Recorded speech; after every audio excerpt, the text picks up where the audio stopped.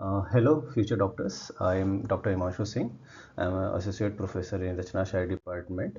हम आज यहाँ पे MCQ सॉल्व करेंगे सेकेंड पेपर का. इसके पहले हम लोग सेकेंड पेपर के पहले फर्स्ट पेपर हम लोग सॉल्व कर चुके हैं. 20 मिनट हमें टाइम मिलता है MCQ को सॉल्व करने के लिए. हम यहाँ पे 20 मिनट में विद डिस्कशन 20 MCQ सॉल्व करेंगे. देखा जाएगा कि क्या है. आज सेकेंड पेपर सॉल्व करते हैं हम लोग रचना शायरी का सेकेंड पेपर. रचना शायरी पेपर 2. ये किसी यूनिवर्सिटी का पेपर था. अच्छे क्वेश्चंस थे. यहाँ पे देखते हैं. पहला क्वेश्चन आ रहा है MCQ डैश विच इव महास्रोतस उच्चयते. मतलब किसी का नाम यहाँ पर रखना है जिसको हम महास्रोतस कहते हैं. अब यहाँ पे महास्रोतस किसे कहा गया है, हम सभी लोग को पता है कि कोष्ठ को महास्रोतस कहा जाता है. कोष्ठांग तो कोष्ठ के अंदर रहने वाले अंग है, इसलिए नहीं. आश्रय को भी नहीं माना जाता जिसमें द्रव्य आश्रित होता है. नाम देवक तो वैसे भी नहीं आएगा. तो यहाँ पे कोष्ठ जो होता है वो उसे ही महास्रोतस कहा जाता है. ठीक है. सेकेंड MCQ की बात करते हैं. व्हाट इज द अंजलि प्रमाण ऑफ रक्त धातु अकॉर्डिंग टू आचार्य चरक. यहाँ पे रक्त धातु का अंजलि प्रमाण माना गया है, तो रक्त धातु का अंजलि प्रमाण हो जाता है 8 अंजलि. यहाँ पे अगर हम गेस करते हैं 5 अंजलि किसका था, तो 5 अंजलि था पित्त का. 4 अंजलि का देखा जाए तो 4 अंजलि था मूत्र का प्लस आर्तव का भी था. अगर 6 अंजलि की बात किया जाए तो 6 अंजलि था कफ का. तो यहाँ पे रक्त का ही है जो 8 अंजलि आ रहा है. ठीक है. तो right answer is D, 8 Anjali. Third number का क्वेश्चन देखते हैं. व्हाट इज द अंगुली प्रमाण of कूर्चमर्म according to Acharya Sushruta. ठीक है. कूर्चमर्म आधा अंगुली तो नहीं था, 2 अंगुली भी नहीं था, 1 अंगुली भी नहीं था, 3 अंगुली. अरे चारों गलत हैं. यहाँ पे एक्चुअली कूर्चमर्म का जो प्रमाण है ना वो 4 अंगुली है. तो यहाँ पे आई थिंक कुछ मिसप्रिंटिंग हो गया होगा. 4 उंगली प्रमाण होता है कूर्चमर्म का. कूर्चमर्म जो हमारे यहाँ पे पाया जाता है. यहाँ पे क्षिप्रमर्म रहता है. और क्षिप्रमर्म के नीचे, अगर नीचे क्या ऊपर के साइड में देखें तो यहाँ पे 4 अंगुल का जो रहता है कूर्चमर्म रहता है. ठीक है. नेक्स्ट क्वेश्चन देखते हैं. व्हाट इज द श्रवणात्. श्रवणात् के आगे अभी आप सब लोग को आंसर समझ में आएगा. श्रवण की बात किया जा रहा है. हिंदी में अगर देखा जाए श्रवण, तो श्रवण किसके लिए वर्ड यूज किया गया है, स्रोतस के लिए. यहाँ पे जो सी ऑप्शन है स्रोतस, श्रवणात् स्रोतांसी, ऐसा वर्ड यूज किया गया है. सिरा के आगे लगता था क्या, सरणात. सरणात, सरणात और श्रवणात दोनों में डिफरेंस है, ध्यान रखिएगा. सिरा के लिए सरणात, धमनी के लिए धमनाथ, आशय के लिए तो ऐसा कुछ नहीं था. तो यहाँ पे अगर हम देखा जाए तो क्वेश्चन इन्होंने पूछा है कि श्रवणात्, स्पेलिंग थोड़ा सा ध्यान रखिएगा. श्रवणात् पूछा गया है, तो यहाँ पे श्रोतांशी मतलब श्रोतस आएगा. फिफ्थ नंबर का देखें. What is the number of तिर्यक गद्य धमनी अकॉर्डिंग टू आचार्य सुश्रुत. देखिए जो धमनियों के प्रकार बताए गए हैं, 3 प्रकार बताए गए हैं. एक ऊर्ध्व होता है, एक अधो होता है और एक तिर्यक होता है. तिर्यक मतलब जो साइड में चली जा रही है. तो यहाँ पे तिर्यक धमनियों के नंबर पूछे गए. तो ऊर्ध्व आपके 10 हो जाते हैं, अधो 10 हो जाते हैं और तिर्यक हो जाते हैं 4. तो यहाँ पे आंसर क्या आ जाएगा, 4. What is the number of तिर्यक धमनी, मतलब 4 तिर्यक धमनी होती है. नेक्स्ट क्वेश्चन पे आते हैं, 6वें नंबर पे. विच सिरा हैज अरुण, अरुण colour according to Acharya Sushruta. अच्छा, यहाँ पे 4 प्रकार के, जैसे धमनी 3 प्रकार का बताया था, ये सिरा जो थी 4 प्रकार की थी. वातवह थी, पित्तवह थी, कफवह थी और रक्तवह थी.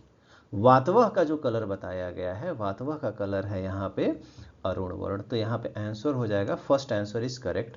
लेकिन देखा जाए पित्त का कलर क्या हो जाता है, पित्त का कलर हो जाता है नील. पित्त का कलर हो जाता है नील.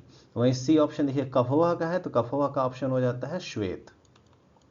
और वहीं रक्तवह जो डी ऑप्शन है, इसका हो जाता है रोहिणी.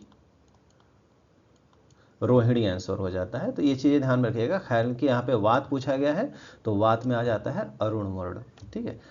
7वें नंबर का जो क्वेश्चन आ रहा है, विच टाइप ऑफ धमनी इज रिस्पॉन्सिबल फॉर स्वेद वहन. धमनी की अभी हमने बात किया था, ऊर्ध्वगत, अधोगत एंड तिर्यकगत, ये हम लोगों ने कहा था. तो स्वेद वहन जो कार्य होता है हमारे तिर्यकगत धमनी का हो जाता है. यहाँ पे ऑप्शन नंबर सी ऑप्शन है. यहाँ पे तिर्यकगत धमनियों के कार्य होते हैं. बाकी देखिए ऊर्ध्वगत और अधोगत के भी पूछ ले जाते हैं. ऊर्ध्वगत और अधोगत के लिए भी पूछ ले जाते हैं. अगर ऊर्ध्वगामी धमनियों की बात अगर पूछ ले जाए तो सारे 5 सेंस ऑर्गन है, उनके जो कार्य थे, शब्द, स्पर्श, रूप, रस, गंध, ये ऊर्ध्वगत धमनियों के कार्य हैं. उसके अलावा जो भी ऊपर से हंसना, छींकना, बोलना, ये सारी चीजें भी ऊर्ध्वगत में आ जाती हैं. अधोगत धमनी की बात करें अगर हम लोग, अधोगत धमनी की अगर बात करें तो जो भी अपान वायु के जो कार्य हैं, स्पेशली 5 चीज़ें निष्क्रमण कराते हैं, मूत्र पुरीश, उसके अलावा आर्तव और शुक्र और प्लस एक गर्भ। तो ये 5 चीज़ों का जो निष्क्रमण होता है, आप अपान वायु कह लीजिए या अधोगामी धमनियाँ बोल दीजिए, उनका ही काम है ये।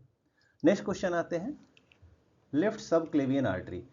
लेफ्ट सब क्लेवियन artery is direct branch of, यहाँ पे छोटा सा इमेज है लेकिन यहाँ पे मैंने थोड़ा सा ग्रीन कलर का यहाँ पे एरो दिखा दिया है कि लेफ्ट सब क्लेवियन आर्टरी हो जाती है, वो हमारे आर्च ऑफ एओर्टा से निकलती है। तो यहाँ पे ऑप्शन होने वाला है arch of aorta direct branch रहती है। स्रोतस शारीर इज मेंशन्ड इन, स्रोतस शारीर की बात करते हैं, मेंशन इन विच स्थान इन चरक संहिता, चरक संहिता के किस स्थान में वर्णन किया गया है? तो यहाँ पे ऑप्शन आता है विमान स्थान। विमान स्थान नंबर 5, 5वें अध्याय में यहाँ पे स्रोतस का वर्णन किया गया है। अगर यही चरक की जगह सुश्रुत लिख दिया जाता तो सुश्रुत ने, आचार्य सुश्रुत ने शारीर स्थान के, आचार्य सुश्रुत के शारीर स्थान नंबर 9 में एक्सप्लेनेशन किया है। 9 का नाम क्या है, कोई गेस कर सकता है? धमनी व्याकरण शारीरम, धमनी व्याकरण शारीरम में एक्सप्लेन किया गया। नाम से नहीं समझ में आता कि यहाँ पे स्रोतस का वर्णन किया गया होगा, लेकिन धमनी वाले में ही थोड़ा सा धमनी का एक्सप्लेनेशन किया गया, बाकी मैक्सिमम जगह पे स्रोतस का वर्णन किया है आचार्य सुश्रुत ने अपने शारीर स्थान के 9वें अध्याय में। खैर यहाँ पे चरक पूछा गया है तो चरक के हिसाब से विमान स्थान 5 इज करेक्ट आंसर। ठीक है, 10th नंबर का क्वेश्चन देखते हैं, इप arterial end hip arterial bronchus is related with which lung. ठीक है, इप आर्टेरियल हिप आर्टेरियल ब्रोंकस मतलब दो ब्रोंकस एंट्री कर रहे हैं किसी एक साइड के लंग में, तो ये राइट साइड के लंग में क्या होता है कि एक पल्मोनरी आर्टरी होती है, पल्मोनरी आर्टरी के ऊपर एक ब्रोंकस और एक उसके नीचे।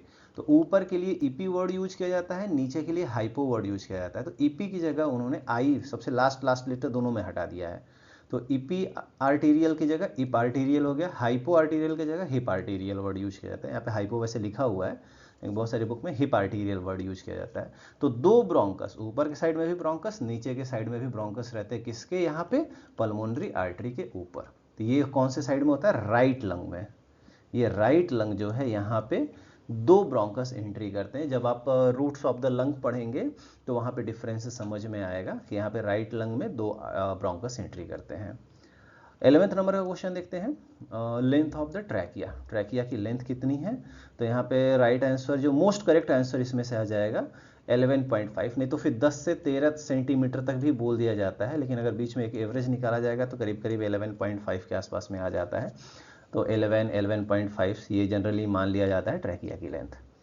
Bronchopulmonary segment in right lung, right lung में कितने ब्रोंकोपल्मोनरी सेगमेंट? देखिए पहले तो लोब में डिवाइड होता है, जो भी लंग्स होता है लोब में डिवाइड होता है, लोब के बाद वो छोटे छोटे सेगमेंट्स में डिवाइड होता है, जिसको ब्रोंकोपल्मोनरी सेगमेंट्स बोला जाता है। तो राइट साइड में 10 होता है एंड लेफ्ट साइड में 8 से 10 होता है।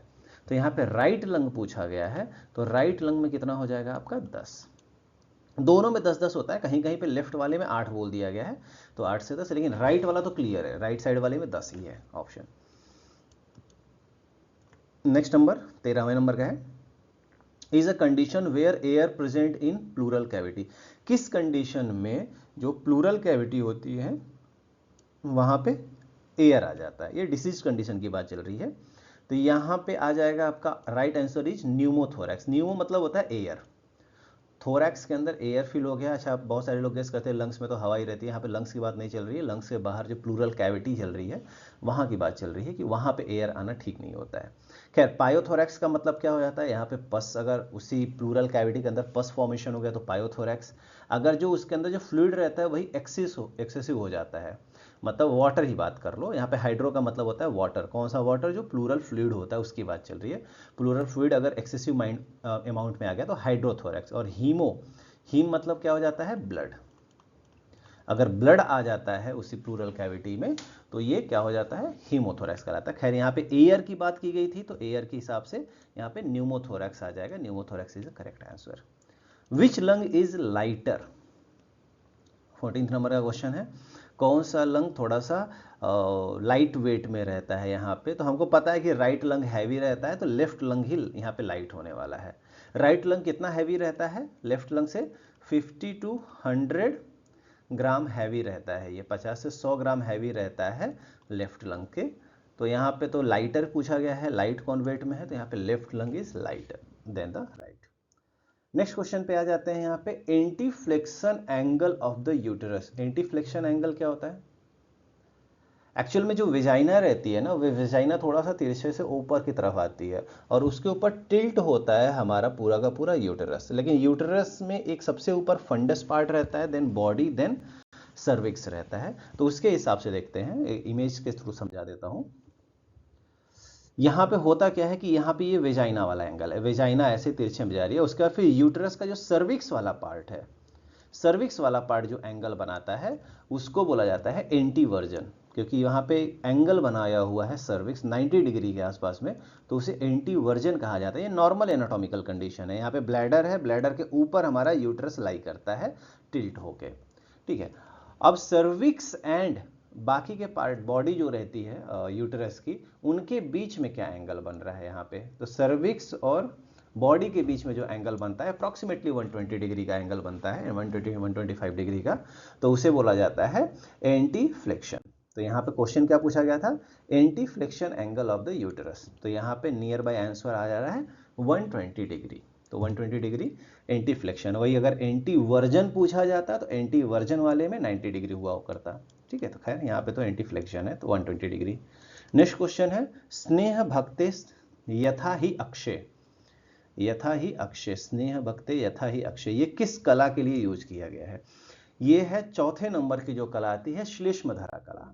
यहाँ पे आप देखिए, चतुर्थी श्लेष्मधरा कला। तो इस कला के लिए जो दृष्टांत दिया गया था, वहां पे ये श्लोक मेंशन था, स्नेह भक्ते यथा ही अक्षय चक्रम साधु प्रवर्तते। मतलब यहाँ पे कहना क्या था, श्लेष्मधरा कला जैसे चक्र के अक्ष के जो सेंटर होता है, यहाँ पे सेंटर पे जितनी ऑयलिंग रहती है उतना स्मूथली ये चक्र चलता है। वैसे ही हमारी श्लेष्मधरा कला जो क्या करती है, संधियों को सुचारू रूप से कार्य कराती है। तो ये जो कोट था, स्नेह भक्ते यथा ही अक्षय, ये श्लेष्मधरा कला के लिए था। तो यहाँ पे राइट आंसर क्या हो जाएगा इस चौथे क्वेश्चन का, यहाँ पे ये सॉरी इस क्वेश्चन का चौथा ऑप्शन रहेगा श्लेष्मधरा कला। नेक्स्ट क्वेश्चन पूछ लेते हैं यहाँ पे, according to Acharya Sushruta which layer of skin is related with the til kalak रोग। तिल कालक रोग, यहाँ पे देखिए एक Ayurvedic portion of the skin या त्वचा शरीर बोला जाए, ये काफ़ी इंपॉर्टेंट है, मॉडर्न से भी ज़्यादा इंपॉर्टेंट आयुर्वेद में त्वचा शरीर है, जिसके बारे में अक्सर पूछा जाता है। तो यहाँ पे डिसीज कौन सी आ रही है, तो तिल कालक रोग। यहाँ पे एक इमेज दिखा देता हूँ। यहाँ पे 7 लेयर हैं, अवभासनी, लोहिता, श्वेता, ताम्रा, वेदनी, रोहिणी और 7वीं है मांसधरा। इसमें सेकेंड लेयर में अगर आप देखेंगे, तिल कालक, न्यक्ष एवं व्यंग है। तिल कालक, न्यक्ष एवं व्यंग। तो यहाँ पे तिल कालक कौन सी लेयर में आ जा रही है, सेकंड नंबर की त्वचा में, और सेकंड नंबर की त्वचा का नाम हो जाता है यहाँ पे लोहिता। तो यहाँ पे चाहिए तो आप स्क्रीनशॉट यहाँ पे निकाल लीजिएगा, ये किसी एआई जनरेटेड ही क्वेश्चन था ये, और इमेज था, अच्छा लगा था तो इसलिए मैंने यहाँ पे डाल दिया था कि किस डिसीज में क्या क्या आ जाता है। जैसे कि कोई किसी का नाम एसपी है, एसपी, तो एसपी से याद करिए, एस से सिद्धमकंटक, पी से सिद्धम और पी से पद्मकंटक। यहाँ पे क्या आ जाता है, एक पढ़ा होगा आपने, सुना होगा CNTV, तो सी हटा दीजिएगा, NTV से याद करिएगा, एन से न्यक्ष, टी से तिलकालक, वी से व्यंग। यहाँ पे आ जाता है श्वेता वाले में, थर्ड नंबर पे श्वेता कैमरा लेके चलती है, कैम, सी से चर्मदल, ए से अजगल्लिका, एम से मशक। यहाँ पे एक नाम पढ़ा होगा आप लोगों ने, सुना होगा, कीकू शारदा, ये कपिल शर्मा शो में आते हैं ये। तो की से किलास, कू से कुष्ठ। नेक्स्ट नंबर पे आ जाता है, यहाँ पे किसी का VK नाम है, VK सिंह, VK तिवारी, कैसा भी नाम हो सकता है। VK अक्सर बहुत कॉमन नेम था अपने पेरेंट जनरेशन में। तो V से विसर्प, K से कुष्ठ। तो यहाँ पे देखिएगा कुष्ठ 2 जगह आता है, यहाँ पे कौन कौन सी लेयर में, चौथी और 5वीं दोनों लेयर में कुष्ठ आ रहा है, ध्यान में रखिएगा। नेक्स्ट नंबर 6वें नंबर की त्वचा आ जाती है यहाँ पे A2, G2, S। A2 से क्या हो जाता है, A2 है अपची और अर्बुद, G2, G से ग्रंथि और गलगंड, और S से क्या जाता है, स्लीपद। A2, G2, S। ये भी क्वेश्चन अभी लास्ट ईयर पूछा गया था कि 3-4 डिसीज का नाम लिख दिया था और ये किस नंबर की त्वचा में पाया जाता है, ये पूछ लिया गया था। नेक्स्ट यहाँ पे आ जाते हैं लास्ट वाली सातवीं त्वचा में क्या आ जाता है, आप लोगों ने एक पॉलिटिकल पार्टी बीजेपी है, बीजेपी का स्टूडेंट जो विंग है अखिल भारतीय विद्यार्थी परिषद, तो यहाँ पे पी हटा दीजिए, परिषद का पी हटा दीजिए, तो ए से क्या हो जाएगा, ए से हो जाता है अर्श, बी से क्या हो जाएगा भगंदर, और वी से क्या हो जाएगा विद्रधि। तो ए बी वी से आप लोग याद कर सकते हैं, थोड़ा सा ट्रिक था समझाने के लिए, आप लोगों को और कोई अच्छे तरीके याद हैं तो वहां से आप याद कर सकते हैं। तो यहाँ पे एंटीफ्लेक्शन स्नेह भक्ते ये भी हो गया। चौथे, हाँ, अब चौथे नंबर के त्वचा का नाम पूछा गया, फोर्थ त्वचा। अभी हम लोगों ने देखा चौथे नंबर की त्वचा कौन सी थी, ताम्रा थी, जस्ट लास्ट स्लाइड में देखा था ताम्रा थी। अभासनी फर्स्ट नंबर की थी, श्वेता थर्ड नंबर की थी, लोहिता सेकंड नंबर की थी, और ताम्रा फोर्थ नंबर की त्वचा थी। तो सीक्वेंस में ही रखा है वैसे एग्जामिनर ने, उन्होंने A B C D 1 2 3 fourth number की त्वचा है वैसे यहाँ पे। क्या नेक्स्ट क्वेश्चन देखते हैं 19th नंबर, विच इज उभय इंद्रिय। उभय इंद्रिय मतलब जो कर्मेंद्रिय का भी काम कर रही है और ज्ञानेंद्रिय का भी काम कर रही है। तो चक्षु तो नहीं है, रसना नहीं है, घ्राण नहीं है, मन, ये सबको पता होगा मन। लेकिन एक और ट्विस्ट बता रहा हूं, अगले क्वेश्चन में देखता हूं। वागिंद्रियम वाक च, इसको कंप्लीट करना है। तो वाक मतलब बोलने की क्रिया कौन कराती है, वागेंद्रिय, मतलब कर्मेंद्रिय की बात चलिए, कर्मेंद्रिय में एक इंद्रिय है वागेंद्रिय, लेकिन ये वागेंद्रिय होती कहाँ पे है, जो वाक मतलब बोलने का कार्य कराती है, ये कहाँ पे रहेगी, नासा में तो रहेगी नहीं, नाक से तो बोलेंगे नहीं, त्वचा से तो बोलेंगे नहीं, नेत्र से तो बोलेंगे नहीं, तो ये सारे के सारे आंसर नहीं है, ये जिह्वा है। तो जिह्वा जो होती है वो वागिंद्रिय का कार्य करती है। तो यहाँ पे जिह्वा हम लोगों ने ज्ञानेंद्रिय में भी पढ़ा है और कर्मेंद्रिय में भी पढ़ा है, इसीलिए ऊपर वाले क्वेश्चन में बोला था कि उभय इंद्रिय में अगर मन नहीं है तो दूसरा ऑप्शन जिह्वा भी हो सकता है, क्योंकि जिह्वा एज अ ज्ञानेंद्रिय भी है और वागेंद्रिय का स्थान होने के कारण जिह्वा कर्म भी कर रही है, तो मतलब कर्मेंद्रिय में भी इसे हम कंसीडर कर सकते हैं। तो जनरली उभय इंद्रिय अगर पूछा जाए तो सबसे पहले मन लगाएंगे, अगर मन नहीं है तो वहां पे हम लोग सोच सकते हैं कि जिह्वा लगाया जाए।